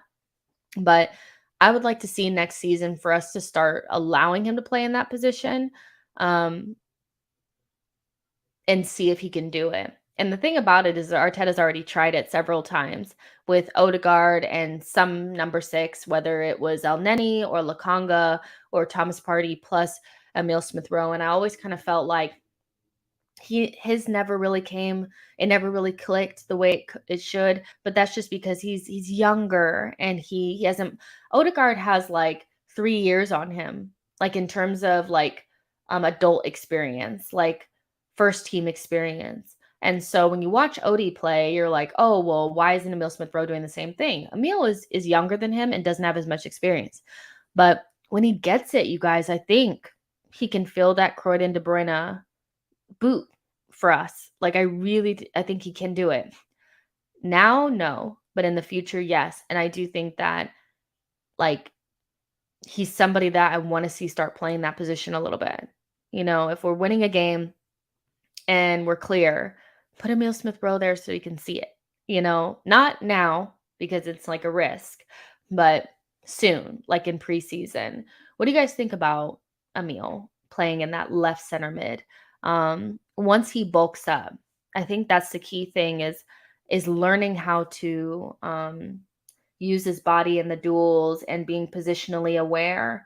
But when you look at somebody that can progress the ball by dribbling, can also pass the ball as well. We saw several times in the Aston Villa game that he was passing the ball from one side to the other. He's gonna probably be bigger. He's like 6 foot something. And he also makes third man runs into the box. Like he's gonna score goals, like he's getting his shooting boots. So I do think he can do it. Jasper says, I think he is made for that role, but it will take time. Abba says he's a scorer and not a creator, so not even close to playing that role. I don't know. I think if you watch Emile Smith Rowe play in the youth system, he was creative as well. And there's different ways of being creative. It's not always about the eye of the needle pass like Odegaard does. And I think you need balance. You need different types of players. And so ESR is a little bit Aaron Ramsey-ish. So I do think that there's room for him to play that position if he bulks up a little bit more. Don One says once ESR gets that brute man strength, but he will be a beast. I believe so as well. Jean Rene says, ooh, I'm going to hate to disagree with you, Jess. I think Martinelli is at least 2 or 3 years minimum away from transitioning into a 9. I don't think he's ready to start for Arsenal as a number 9, but I do think we'll see him play that position at some point. We know that Arteta and the coaches have been training him as a number 9. So I'm not saying starting, but I think Emile Smith Rowe and Martinelli are probably both about 2 or 3 seasons away from really realizing themselves in these positions, but you have to start playing them there sometime so that they can learn it. And so with a number 9 that you can rely upon and another left-sided number 8 that you can rely upon, you don't have to worry about starting them in those positions, but they can play there, especially like in Europe or against Norwich and these types of teams. I think they can do it, but not in like a high stakes situation now where we have 10 games left. No. Tony says ESR is sneaky tall, 6 feet. Next year, he will have his adult strength. We see how Saka has really grown into his body. I still think Martinelli and ESR have a way to go there. And when they do, it's going to be insane. Rixby says, can't have that Neves telling his teammates not to celebrate goals. Someone else, please. No, I hear that. Yo-Yo says, I've long seen ESR and Odie as Arsenal's Gilly and Deco. Look, Arteta's tried it several times. You know, I mean, he plays him in similar positions that Pep plays Kevin De Bruyne in. He tried him in false 9. He tries them at that left-sided 8. Like, don't count it out just yet, you guys. Like, Arteta has a vision, and yeah, I think it's something for the future, and that's perfectly fine. We don't need him now to play there, but I think he's so good. Happily Egg says he has talent. He needs to learn to be less desperate to impress and get his head up more. I think with ESR and Martinelli in particular, because they're fighting for that same one spot that's there. You see a little bit of head down and trying really hard and stuff. And I'm sure that the coaching team is giving them notes on that, but it's kind of just the name of the game. When you have two hungry young players fighting for one position, they're going to be desperate. They're going to be selfish. And, you know, it's better than what we've had in the past where there's been no competition for places and everybody's just walking around. Hakum says, I've seen ESR dispossess Conte, by the way. Yeah, for sure. Let's see. As Maram says, what do you guys think of Carlos Soler or Orkin Kochu? We are linked with before with them both. They have goals from midfield and carry the ball well. Anybody that knows me knows that I love Orkin Kochu. Absolutely love him. The first time that we were linked to him, he was younger. He was like 19, and he ended up signing a new contract with Feyenoord, and so I was like devastated. But he's so good. Like, I just think we don't need him right now because, like, if we already had somebody that was 26, 27 in that position, then I think you could bring in like a 20-year-old and just let them become. But we have a lot of those players now, so I'm not sure that we need to go ahead and give Feyenoord 40 million for Orkin Kochu this summer, if that makes sense. Carlos Soler is somebody that I think will stay in La Liga for the rest of his career. He doesn't seem like somebody that is interested or suitable for the Premier League. Let's see. Molly says ESR is more like Jack Grealish. No, I hear that right now. That's what he is now. But players change. I mean, there was a period of time where people could not see Saka as a right forward or a right winger. He was just a left back. You know, he can't play up there. And so once he added the goals, now we see him and we're like, oh yeah, he can play that position.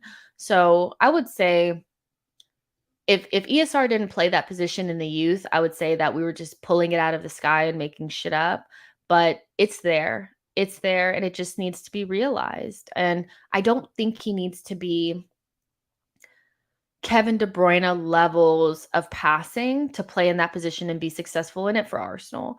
I think that he can be a little Aaron Ramsey, a little Kevin De Bruyne, a little bit Jack Grealish in that position and be so good for us there as soon as he bulks up. Because you have Odegaard. He has the vision. You need something a little bit different on that side. And I just don't think you can stop ESR once he grows into his man body. I don't see it. Let's see. I don't know what you're saying, but like, yuck. There's people in here soliciting and shit for followers. Don One says ESR's late runs remind me of Lampard. Cool. Elliot Roberts says if we have ESR, Xhaka, Party, and Lakanga, will Arteta look for number 8 CM this summer? Yeah, for sure. Because like I still think you're gonna need somebody else there. Like, this is why it's kind of like, okay, well, maybe Xhaka will go, because if Xhaka goes, then it's a perfect opportunity to get somebody else. I think it just depends on how the summer kind of pans out, but I still think you need like one more midfielder because ESR is just not that person yet. It depends. I do think we bring in a central midfielder. Maybe Xhaka does go. I don't know. Um, we'll see. But I do think ESR could be that person. Tony says ESR is going to be the first ESR, no the next anything else. Yeah, that's true. Like, that's the thing, is like we're always trying to like compare these players to somebody else and say he's going to be the next something. ESR is special and is different than like any other player. I've never seen a player like him before.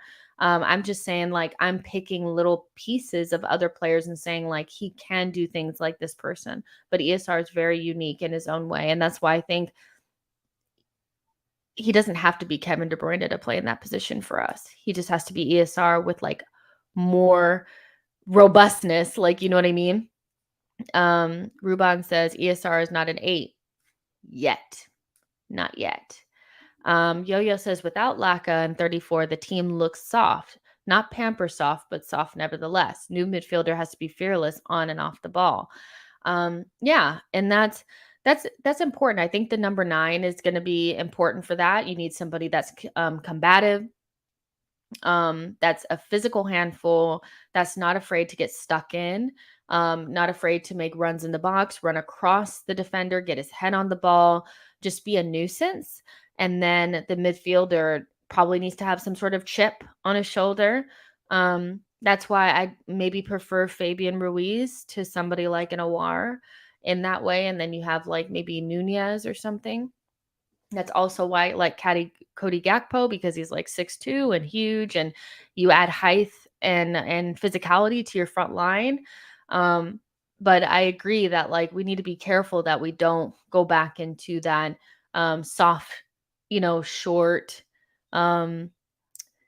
mode thing that we were in for a long time. You guys know what I'm talking about. We don't want to be that team. For me, I prefer physicality and athleticism to technical, like, if that makes sense. So I want our team to be bigger, if that makes sense. Like, I want more height and physicality in our team.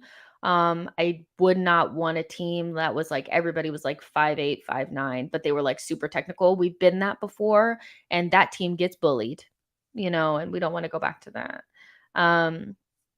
Yeah, let's see.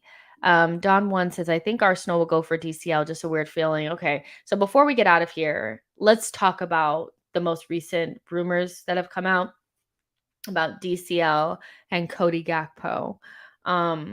DCL. So Frank Lampard is mad because 2 of his players already have agreements with new teams.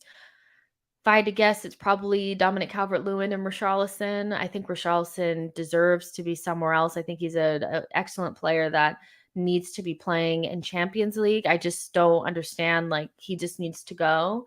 And so I don't know for sure if it's him, but DCL was the other one. And this is not the first time that I've heard that DCL has some sort of agreement with Arsenal. So what I will say is that you can have an agreement with the team, but not go to that team. It's very easy to do personal terms with any team. That doesn't mean that the transfer is going to go through. It's just like the preliminary, like, what would you want to earn?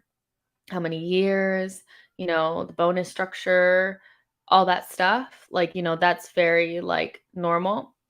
And if DCL is maybe like our second choice, then I could see us kind of locking that in just in case we don't get a Nunes, just in case we're priced out of that move, or he doesn't want to come, or whatever. DCL is somebody that I do think lifts the floor of the team, but I don't think the ceiling is that high. That being said, I don't think we need a striker that scores 20 goals. I think we need somebody who's an outlet, a reliable outlet. So when Ramsdale kicks it long, he doesn't just have to, he doesn't only get to kick it to Saka and Martinelli. He can also kick it down the center. Somebody that is going to give the center backs a difficult time, somebody that they have to mark. Right now, they don't have to mark anybody. And we also need somebody that can run in behind to keep the center backs honest. And so he can do all of that. But to what quality is he in the box? His ball striking is not amazing, but like DCL could get you 10 goals, right? If we're scoring the way that we are now, and Lacazette has what, 4 goals this season? Is it okay for him to have 10 goals? Like 6, what does 6 more goals do for us? I think 6 more goals is good. So I just think I'm not sure if it's snobbery or if he actually just isn't good, and a lot of people are right. But DCL is somebody that I think ticks a lot of the boxes, but I'm not sure that he'll ever be an elite number 9 for Arsenal Football Club. That's what I'll say.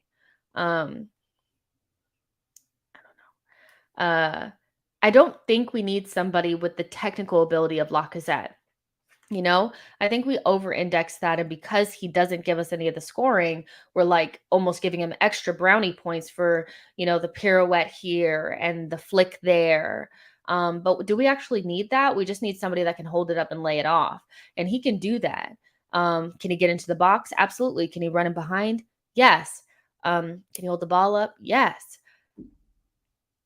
Can he get his head on the ball? Yes. Can he be good on defensive corners? Yes. He ticks a lot of the boxes. He's not fancy, and he's definitely somebody that if we get him, we're getting bantered. Like that's 100% happening. If we get him, it's going to be very similar to Ramsdale. You're getting bantered about it. I think it depends on the price.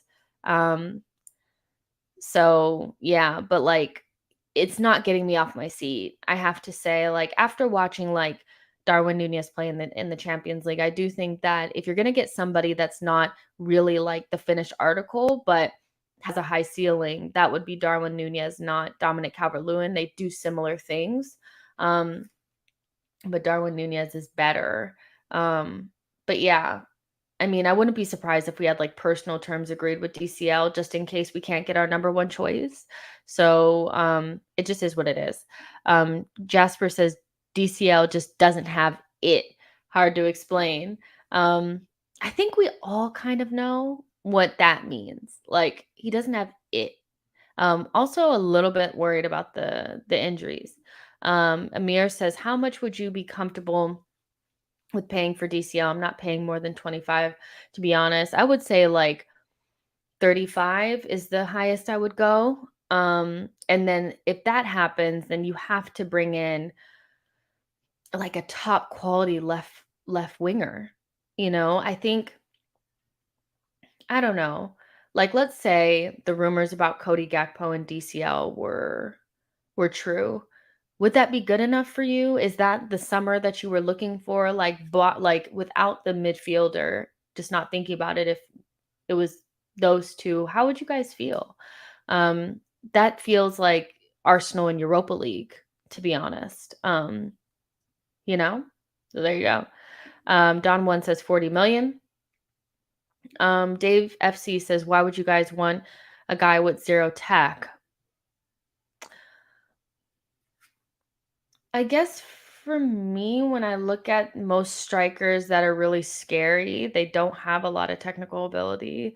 Like, okay, so here's the thing. I think the false 9 obsession has kind of misconstrued what the striker is actually supposed to be doing. And so you don't actually need a striker with incredible technical ability. Like Firmino is special, like, you know what I mean? And so, but he plays false 9. When you look at Holland, he's not particularly technical. He's a physical handful. He's rapid. He can run in behind, and he puts the center backs under immense pressure and stresses them the fuck out. That's what he does, right? So I don't think you need tech. And I think we over we were over indexing like what Lacazette is doing because he doesn't have any of the striking ability. But if they give you the goals and the outlet and the ability to run it behind and do all the other things, I don't think you'll be worried about a bad touch here and there. Um, if that makes sense. Osimhen also doesn't have like a super reliable touch.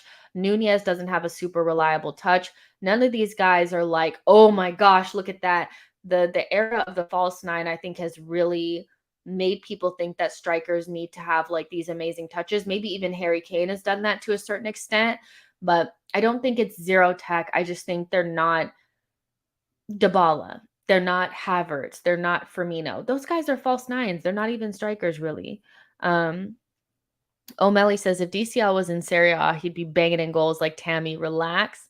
Ruban says the only good thing about DCL has Premier League experience. I mean, that is important. And so if you want to go soft factory, okay, the things that I do like about DCL is that he has Premier League experience. He has something to really work for because there is an open second spot in the England national team for somebody to play under Kane. It's wide open. He could easily take that if he went on a good run with Arsenal.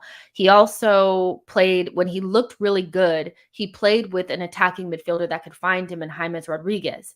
Since James Rodriguez has left, there hasn't been a creative player at Everton.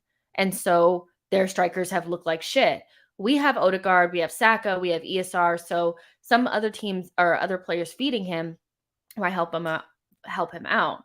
And I think he's an Arsenal fan as well. And I think he's like friends with Ramsdale. So like all those soft factors, if you care about those things, I think he would fit in. If that makes sense. Like he wouldn't be somebody that's like doesn't make sense. But yeah, I wouldn't be like jumping for joy. Like, you know what I mean? But then again, we weren't jumping for joy for Ramsdale either. And a lot of people not for Ben White either. Mad Gooner said DCL is not good enough to play for Arsenal. Fair enough. Yo-Yo says Arsenal forwards are meant to be cut from a different cloth. Where are people's standards? Who is that, Yo-Yo? Like, cut from a different cloth. Who have you seen that's been cut from a different cloth that Arsenal could get? I know that we're used to having like elite strikers like Robin Van Persie and Henry and stuff like that. But right now, can we attract those types of players? I'm not sure. Yeah, DCL is an Arsenal fan. So yeah, I think he's one of those that could end up being like a Ramsdale for us or just whatever.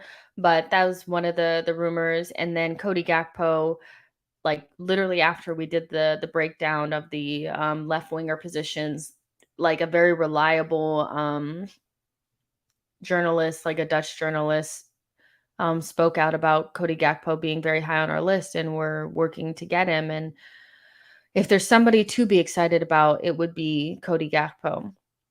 Where I'd be disappointed about DCL, I would be jumping for joy about Cody Gakpo. I think he has that it factor, the ability to strike the ball with both feet, the physicality, the strength, the speed, the technical ability, the eye for goal.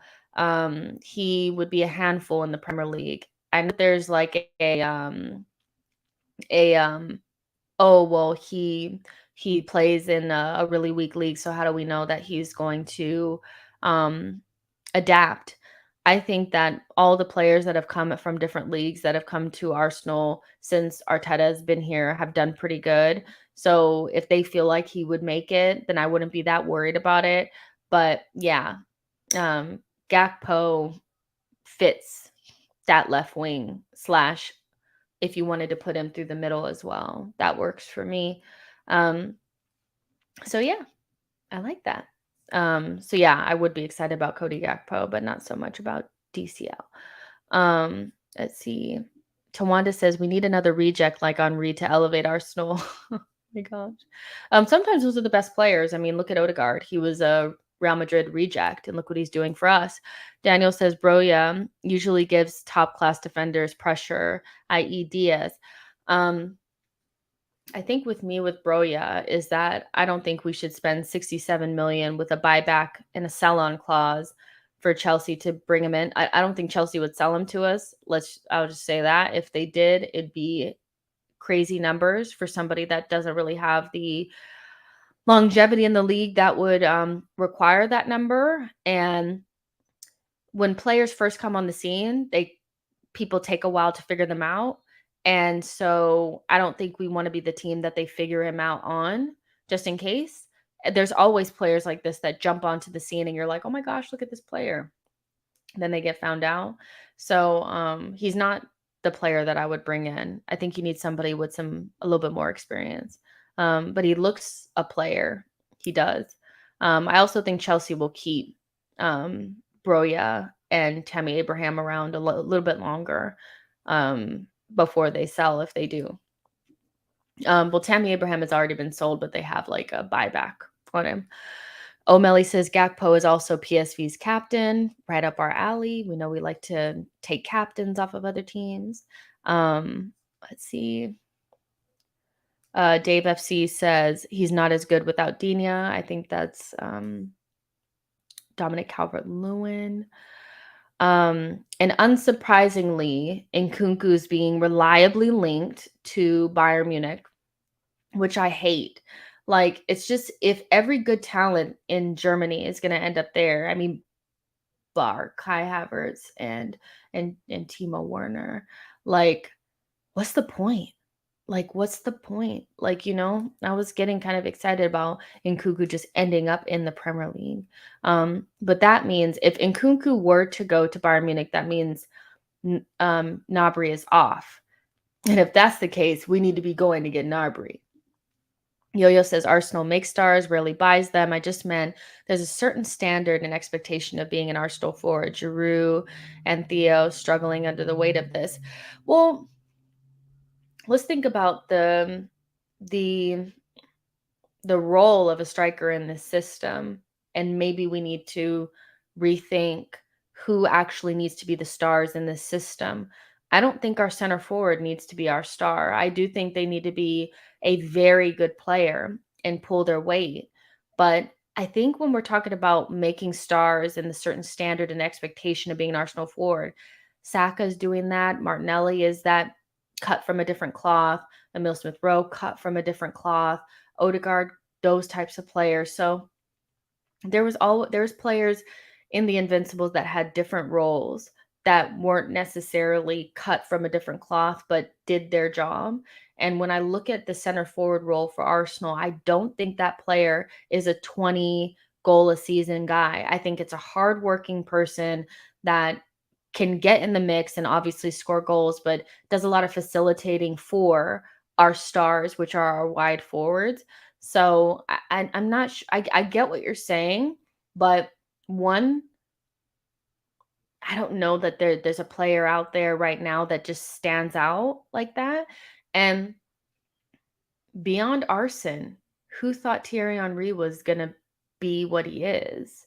We've brought in tons of players over the years where nobody thought he was going to be good. I don't know. I think we just have to wait. I mean, look at Ramsdale. Nobody thought he was going to be good. Hamsik, I don't know. Is it Broja? I don't know. I thought it was Broja. Sorry if I pronounced it incorrectly. Let's see. Don One says Odegaard was never given a chance at Real because their midfield was so good and so old. A says the only thing with Gakpo is that he mainly plays on the left unless we play with two strikers. No, he just plays left wing. Like, our left winger is our goal scorer. Like, it hasn't been different. It was meant to be Aubameyang. He couldn't do it. Now it's Martinelli. And we will need a goal-scoring left winger. And that's what he would be. He's not really, like, people are thinking that because both players that we bring in are going to be strikers. I don't think they are. Like, I don't think we're going to buy two strikers. I think we're going to get a striker and a different type of attacker that can play across the front line, because we need that ability to be malleable, where you can move around and stuff and flexible. So I think if Cody Gakpo were to come in, he'd just play left wing, and then you can move Martinelli to the 9, or you could play Gakpo through the middle and play Martinelli on the left. Or you could play Gakpo on the right and put Saka on the left. There's different things you could do. You could put Emile Smith Rowe through the middle and put Martinelli on the left. Like, there's different types of things.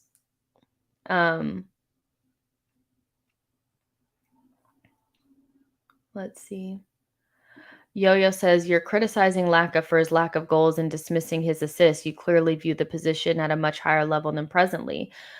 But what he doesn't have is the ability to be an outlet, hold the ball up with his back to goal. Like, there's certain things that when he's there, the defense has to take a day off, or the defense, like the opposition's defense takes a day off. Like, did you see, like, Virgil van Dijk and Matip didn't even have to defend against us? And that's what I'm saying. Like, of course, I think we need somebody with more physicality, that's more athletic, that can run in behind and has more goals than him. Like I said, Lacazette's not going to, he's not even going to hit 10 goals this season. Like, you know what I mean? And then I also expect whoever is going to replace Granit Xhaka to take over the assists that Lacazette was getting. And then your striker is just your striker, and they facilitate. But I still think Saka and our wide forwards are going to have like 10, 15 goals on them. So if Dominic Calvert-Lewin can score 10 to 15, which is really his threshold, that's probably what we need. So I'm not criticizing Lacazette for his lack of goals and dismissing his assists. I don't think I have done that. I actually am one of the people that said that I think if they were to offer him a new contract and extend it, I'd be okay with it, because I think what he's doing is important to the team. And I'm not just throwing him in the bin. But when I look at that striker position, I'm just thinking, how can we keep them from double teaming Saka and Martinelli? You have to have a center forward that they're actually afraid of. And right now, the Premier League's not afraid of Lacazette, because he's going to drop so deep. He can't run in behind. He's not going to even get involved in the scruffles in the penalty area. He's not going to get his head on the ball. He can't really hold it up. Like, that's what I think we need. And most of the strikers that we've been linked to can do that. Now, do they have 20 goals in them? I haven't seen that, but I think that's more what my mindset is going to, is not necessarily around goals and assists. It's about what can they add to help facilitate for the players out wide. That's more what I'm thinking about. And Lacazette's doing a good job, but when we get to the next level and we're playing against Liverpool and we want to get points, you can't have a ghost of a striker up there. You have to have somebody up there that can get in and amongst those center backs. That's all I'm saying. Tony says, I disagree. We need a star goal scorer. We have a lot of creators, but not enough finishing. Nelly is coming up, ESR coming up, Saka coming up, missing a reliable goal scorer. Who is that player for you? Again, when I'm talking about DCL, he's not my number one choice. Would I jump off a cliff if we got him? No. But Darwin Nunez would be my number one choice, because I think he has more of that star quality. He has a higher ceiling. But he has the things that I was just talking about. He can get amongst center backs. Like, one of his biggest things is that he's a handful for center backs, because he will run in behind. He will, hold up the ball. He'll get involved. Like, you know what I mean? And so he has a lot of that, but more of the goal scoring ability and more of that star quality. So I get what you guys are saying. Everybody wants a striker that's going to score a shit ton of goals. Do I think it's like, if we get somebody that their thing every season is 10 to 15, will it kill us? No, because I think Saka and Martinelli and our wide forwards, like somebody like Cody Gakpo, they're going to get like 15 goals a season. So Wanda says, agree, totally think a striker and wing attacker makes sense. Flexibility to slap teams. I love that. Flexibility to slap teams. Let's see.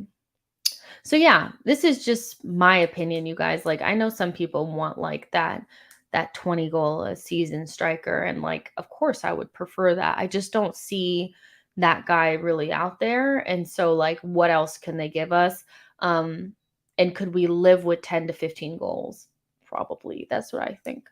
So yeah, but let's go ahead and end it there. It's been 2 hours, but I enjoy these. So tomorrow, scouting reports are done for this part of the season. We'll probably do like more of these, obviously, when the transfer rumors start to come out, and then we're gonna do some sort of mid-season review. That was Yo-Yo's request. We're gonna do that tomorrow, and then we'll start gearing up for the game coming up against Crystal Palace from there.